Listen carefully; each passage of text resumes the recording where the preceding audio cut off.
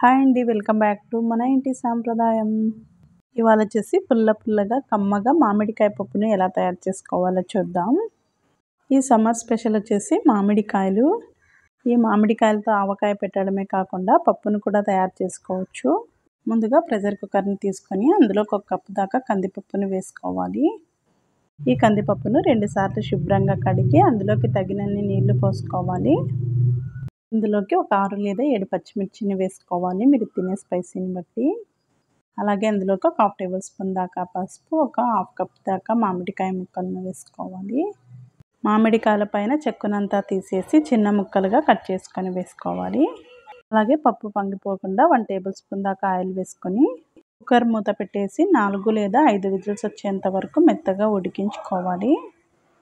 తర్వాత stove off చేసుకొని కుక్కర్లో ఉన్న ప్రెషర్ అంతా పోయిన తర్వాత మూత తీసేసి చూడండి, ఇందులో ఎసరైతే ఏమీ లేదు, మనం కరెక్ట్గా తీసుకున్న మెజర్మెంట్లోకి సరిపోయింది. ఇందులో టేస్ట్కి సరిపడా సాల్ట్ వేసుకొని పప్పు గుత్తితో మెత్తగా మెదుపుకోవాలి. ఇందులో ఎసరు ఏమైనా తక్కువగా అనిపించినట్లయితే 1 కప్పు నీళ్ళను స్టవ్ పైన పెట్టి గోరువెచ్చగా చేసుకొని పప్పులో వేసి కలుపుకున్నట్లయితే పప్పు మరీ గట్టిగా లేకుండా ఉంటుంది. పప్పుని ఈ విధంగా బాగా మెత్తగా మ్యాష్ చేసుకోవాలి.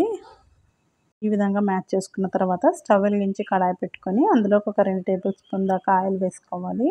ఆయిల్ కొంచెం హీట్ అయిన తర్వాత అందులోకి జీలకర్ర, ఆవాలు, అలాగే ఎండుమిరపకాయలు, కరివేపాకును వేసుకొని బాగా ఫ్రై చేసుకున్న తర్వాత పప్పులో వేసి కలుపుకోవాలి. అంతేనండి, ఇలా మామిడికాయ పప్పును తయారు చేసుకున్నట్లయితే చాలా టేస్టీగా ఉంటుంది. ఎప్పుడు పప్పుని ఒకేలా కాకుండా ఇలా మామిడికాయ వేసుకొని తయారు చేసి చూడండి, టేస్ట్ అయితే చాలా బాగుంటుంది. ఈ వీడియో మీకు నచ్చినట్లయితే ఒక లైక్ చేయండి. అలాగే మరిన్ని రెసిపీస్ కోసం మన ఇంటి సాంప్రదాయం ఛానల్ని సబ్స్క్రైబ్ చేసుకోండి. Thank you for watching.